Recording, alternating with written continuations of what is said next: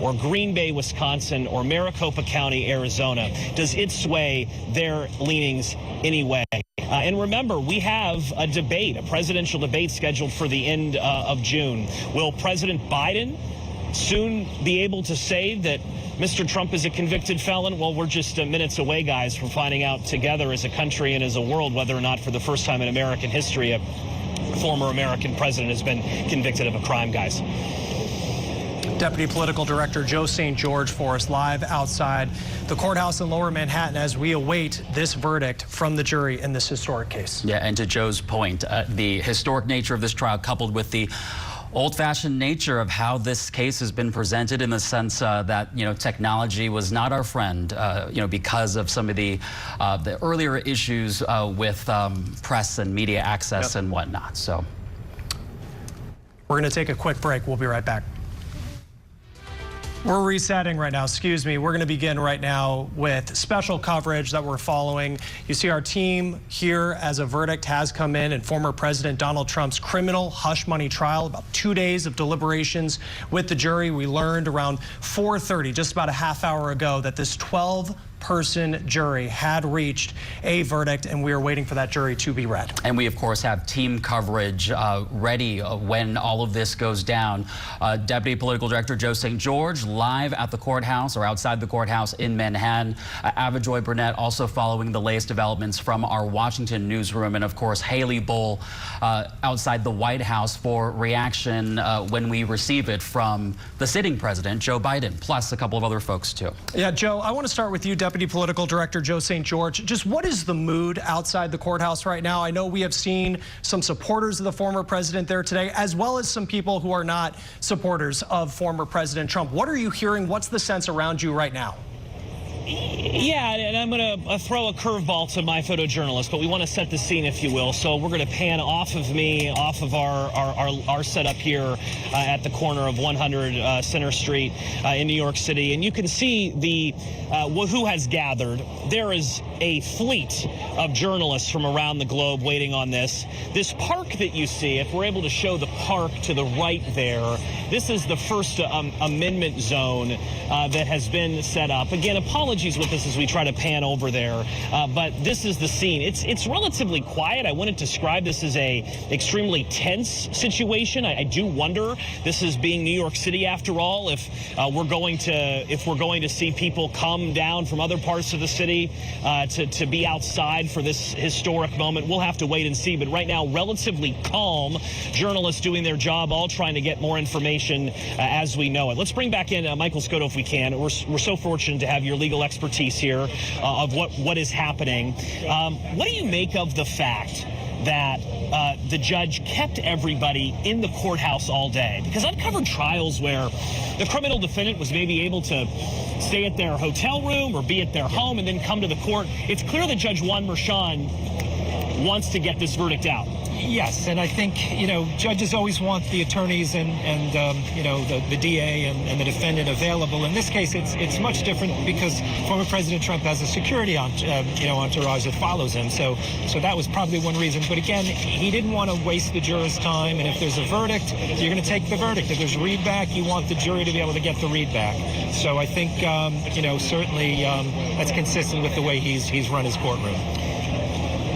If there is a guilty verdict, when would sentencing be taking place? Well, in the first instance, there would have to be a probation report. The New York City Department of Probation, in every case in which somebody is convicted of a felony, must present the court with a report about the offender. In this case, that would be former President Trump if he's convicted, and it would talk about the nature of the offenses, his background, and they'd make a sentencing recommendation.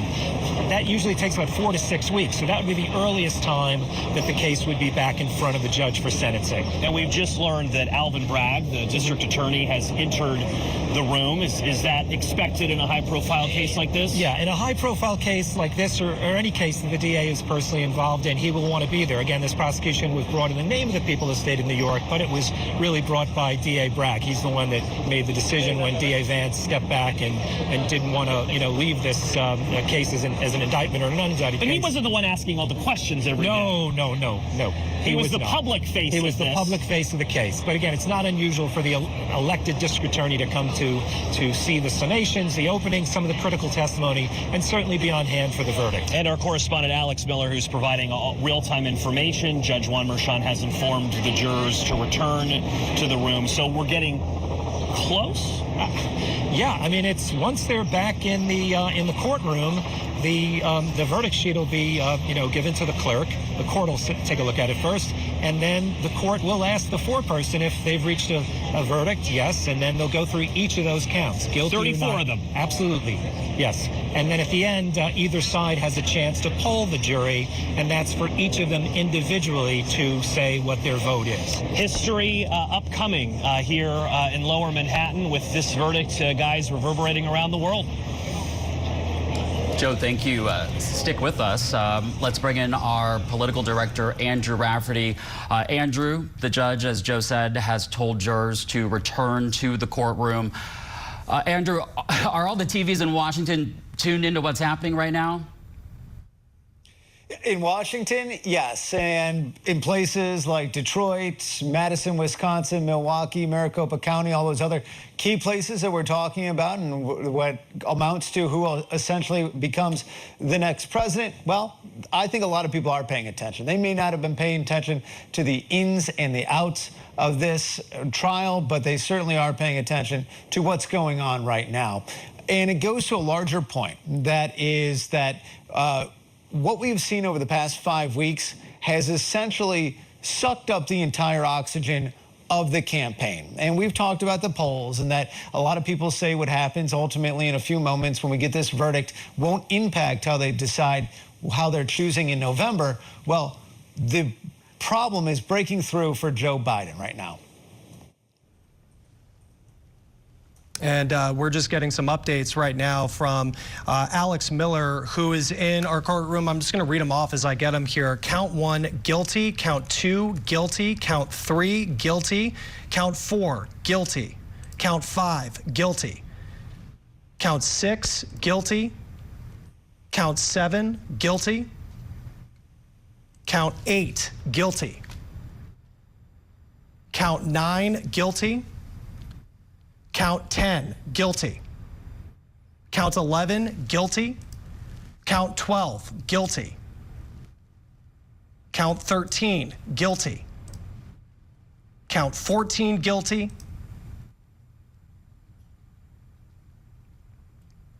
Waiting on count 15 coming in. Count 15, guilty. Alex writes that former President Trump totally stone-faced. Count 16, guilty. Count 17, guilty. Count 18, guilty. Count 19, guilty. Count 20, guilty. Count 21, guilty. Count 22, guilty. Count 23, guilty. 24, guilty. 25, guilty. 26, guilty. 27, guilty. 28, guilty. 29, guilty. 30, guilty. 31, guilty. 32, guilty. 33, guilty. And count 34, guilty. Former President Donald Trump found guilty by this jury on all 34 counts. Found guilty, according to national political correspondent Alex Miller, inside the courtroom, saying the former president briefly looked at the jury, but he is, as she describes, stone-faced. You can take a look here, some live pictures outside coming in as now that we have this historic verdict in. And a combination of what we're hearing is cheers outside the courtroom, but also these images on screen right now showing some of the frustration from supporters of the former president. And of course, you know, we'll be trying to make sure that, you know, the language is... right. Tensions, as you can see, certainly flaring up as this come in. Let's go back to Deputy Political Director Joe St. George. Joe, 34 counts. Former President Trump guilty.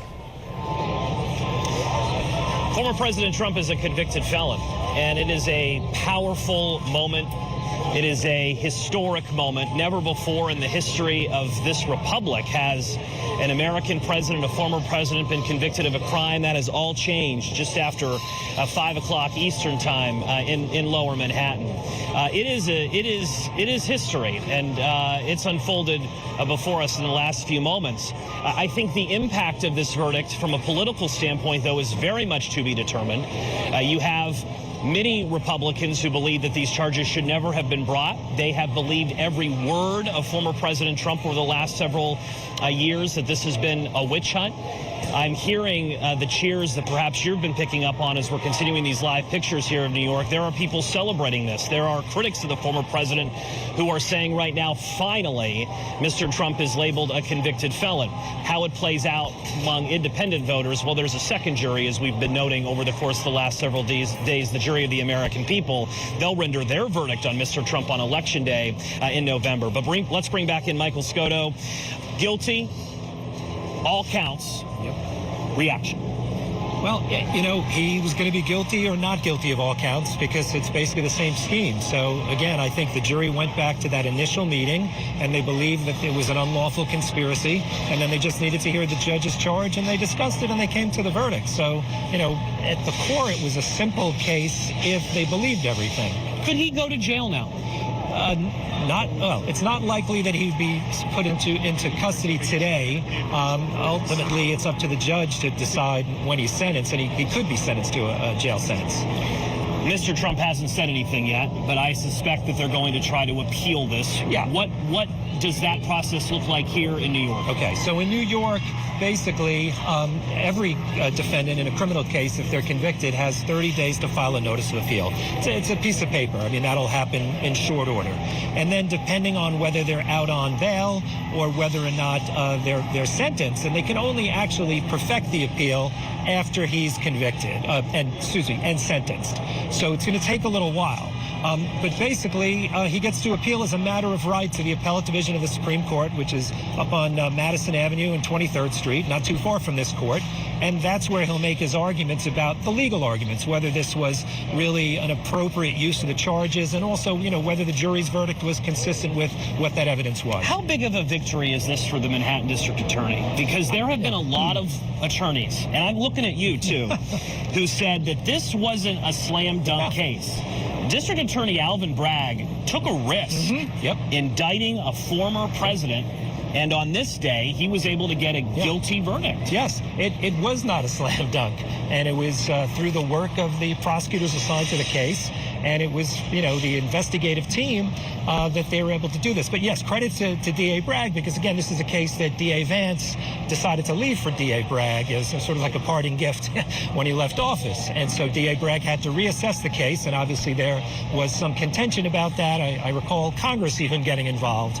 But I think it's a credit to him that the case was brought and that the jury has returned that guilty verdict. Mr. Trump is not a typical criminal defendant. No. But if you were in there representing your average Joe criminal defendant and a guilty verdict was just read, what would typically someone who was just found guilty of 34 felonies have to do next? Well, you know, again, typically this is a non-violent case. It's an E felony, the lowest felony. There's no mandatory jail. He has ties to the community. You know, we know where he's going to be. Anybody like that would not be, you know, immediately put into custody or have their bail or their recognizance revoked. So it's not different in that way. But again, if he is going to be sentenced and there's a jail sentence, obviously it's going to be much different because he is a former president. And how typically, we're waiting for more information, but when would a sentencing hearing typically take place? I would imagine it would take the probation department 4 to 6 weeks to prepare their report, and that's when the judge would schedule the case for sentencing.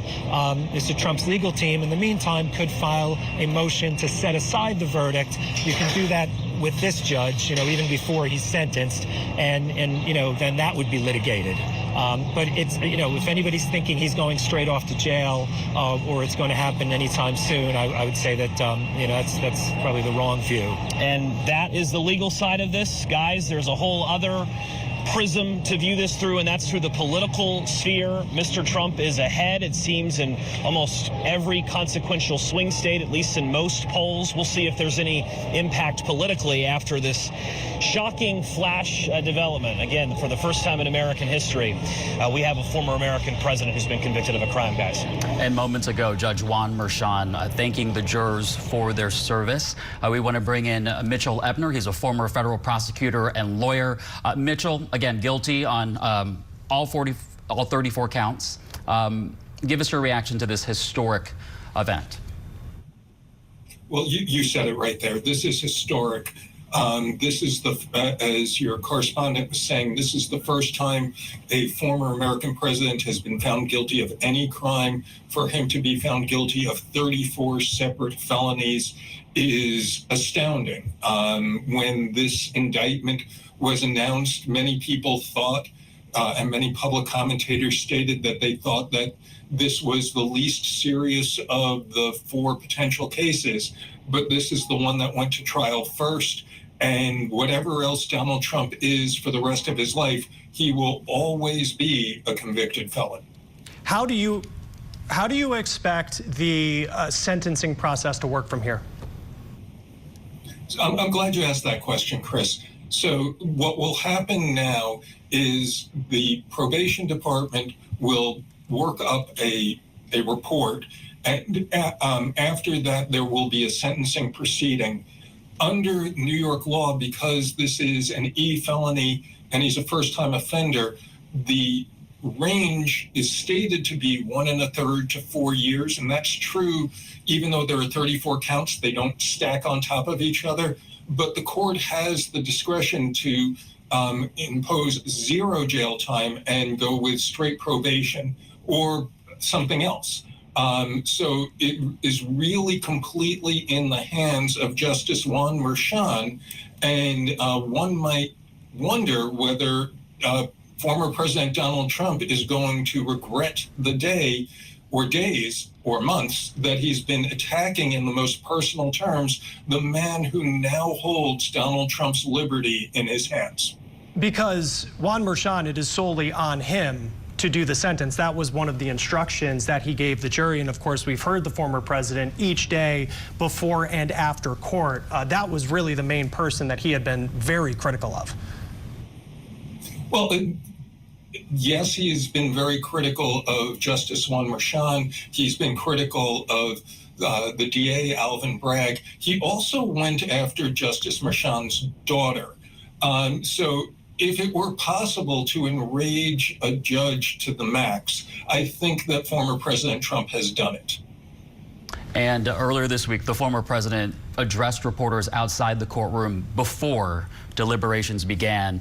And in keeping with what we've seen over the past month, he referred to the trial as being rigged. He slammed the judge, Juan Merchan, overseeing the case, calling him corrupt. He said, quote, "Mother Teresa could not beat these charges." He also called the trial a very disgraceful situation and shared his frustration that he has not been able to campaign for office because of it. Again, those were the comments that he made before deliberations, and very curious to see how he responds today. And Mitchell, we know Donald Trump, throughout his career when it comes to court cases, he is very good at delaying things. We've seen that play out. Through the appeal process, is there a way for him to delay the sentencing?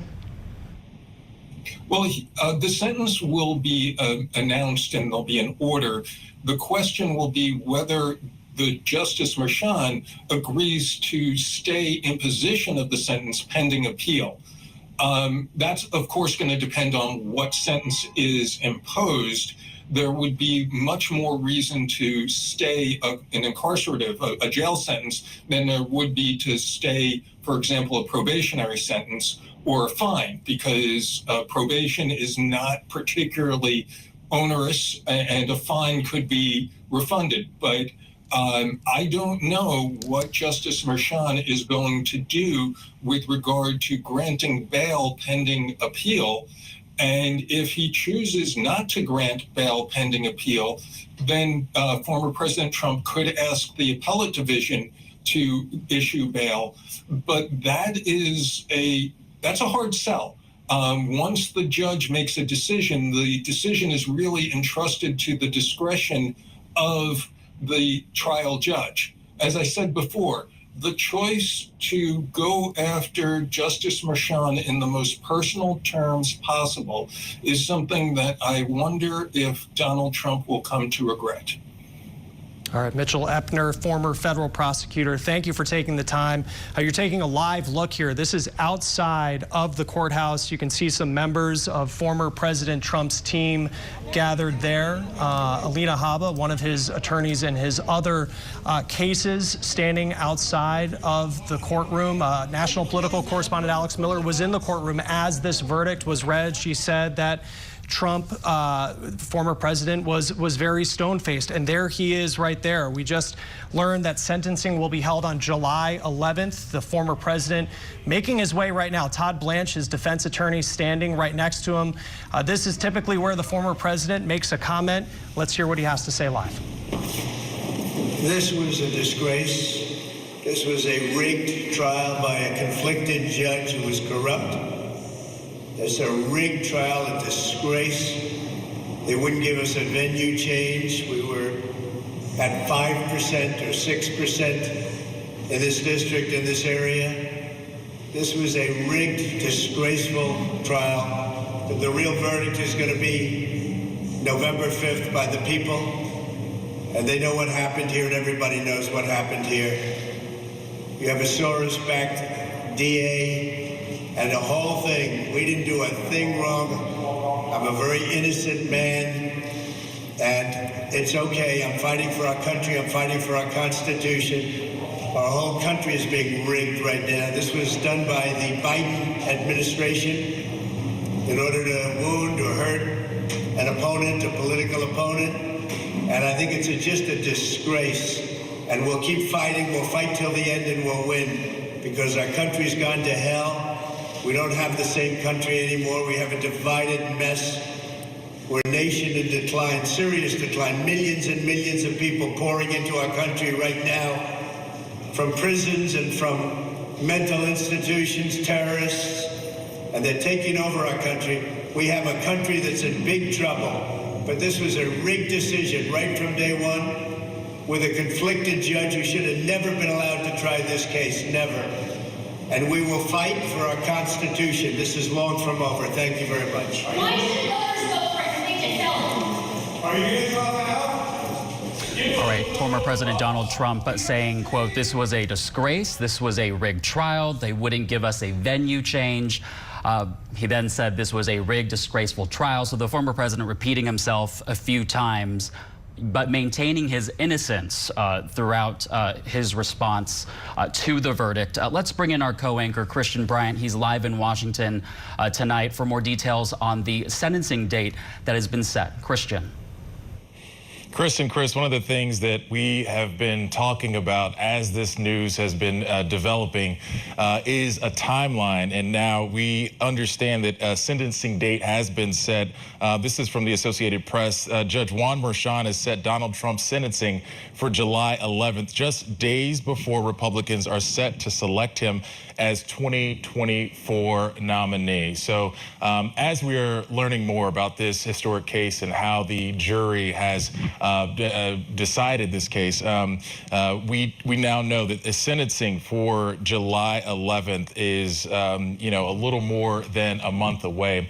One of the questions that we will have to answer, and one of the things that we'll be looking for, is exactly how this verdict will impact the former president's chances at becoming the next president. So this is something that we will continue to follow, the timeline for all of this. Again, the sentencing is July 11th, just days before Republicans are set to select him as the 2024 nominee. Chris. Yeah, the former president saying, though, that the real sentencing date will be on Election Day this fall. Really maintaining what was kind of his theme throughout the entire trial. I also noted, just thinking of what Mitchell Epner, former federal prosecutor, was talking about, where Judge Merchan is the person who's going to be making the sentence for former President Trump, and he started out once again calling him corrupt in the statement you just heard there from the former president. Let's get the White House correspondent Haley Bull live in Washington. Haley, any reaction from the White House on this verdict? Oh, Chris, we are waiting here at the White House to see how and if President Biden responds to this verdict. The president spending the day in Delaware, as today marks the 9th anniversary of his son, Beau Biden's death. But how he responds, if he moves forward in doing so, will be a critical moment for him, bringing together a cross-section of both his role as the leader of the United States, but also a candidate seeking re-election on the campaign trail. The White House has been loath to talk about Trump's legal issues, specifically in anticipation of this verdict, reiterating that Biden is focused on the job at hand, really being careful to maintain a degree of separation from it, as they have with the multiple cases the former president faces, which is notable as Trump, as you just heard, has sought to put the onus on Biden and paint the picture that this is politically motivated. But the question now is how much Biden leans into this verdict from this point on, whether he continues to portray a magnitude of distance from it, that same message that he is focused on his agenda and his messaging, or whether he embraces this and uses that further on the campaign trail. Biden on the campaign trail, we have seen taking the gloves off and attacking Trump on policy, on his rhetoric, on January 6th most recently, but has largely stopped short of wading in to any of the legal cases. But the campaign has certainly set up the dueling images we have seen in recent weeks of Biden on the campaign trail, holding events, rallies, remarks, as Trump's campaign was centered around the courthouse. You saw earlier this week the campaign holding a press conference in New York on January 6th with officials and actor Robert De Niro earlier this week. One of the additional questions that we will be seeing going forward is how this impacts those moderate, undecided voters that each side is so carefully trying to peel away, Chris. Haley, we know it's hard to predict, but has the administration given any indication as to whether or not we'll actually hear from President Biden tonight?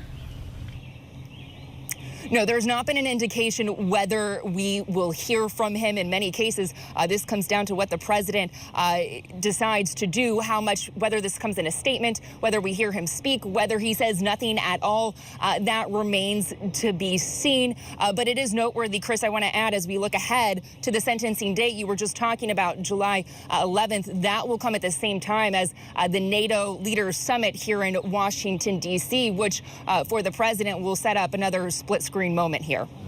All right, White House correspondent Haley Bull for us live in front of the White House. Haley, thank you. Let's bring in political director Andrew Rafferty right now.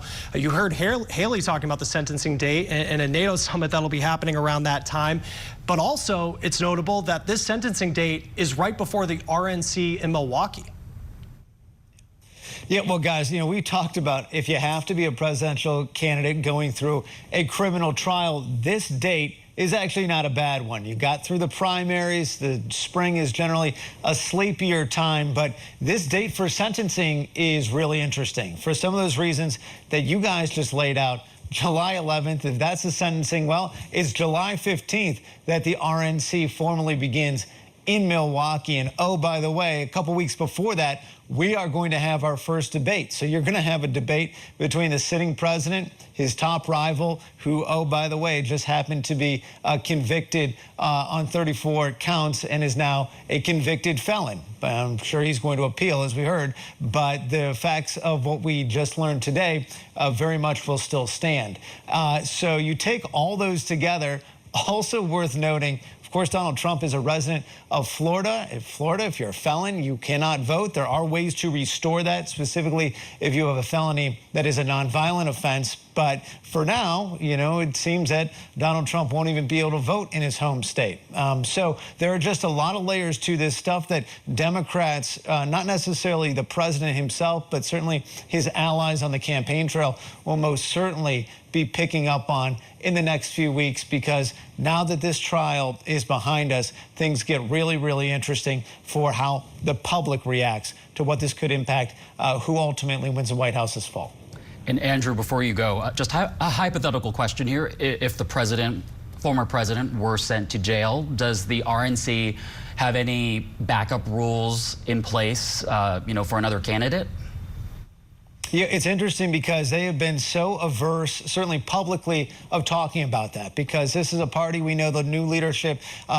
Laura Trump is one of them. They're very much on Donald Trump's side. So that really hasn't even been a situation that they have entertained up to this point. But you're right, if that could potentially be quite an interesting and unprecedented scenario. And Andrew, what have you heard about the Trump campaign and preparing for this moment that he would be found guilty? I think they prepared in the way that they have in the lead up to this, saying this is a witch hunt. They have their allies out there. They are in New York right now, and they have been able to use this as much as anyone could to a political advantage. We saw it in the primaries. This is a different electorate, though. This is the general electorate, and how people react to being indicted, charged, tried, convicted is going to be very different. All right, Andrew Rafferty, thank you. Stick with us. All right, for those of you leaving us, your local programming is coming up next. But for those of you staying with us, we'll, of course, continue our special coverage of this verdict. Former President Donald Trump guilty on all 34 felony charges. Again, a jury of 12 charged with determining the former president's guilt. We know 7 men and 5 women were on that panel. This alleged hush money scheme to silence adult film star Stormy Daniels. Former President Donald Trump convicted on all 34 counts this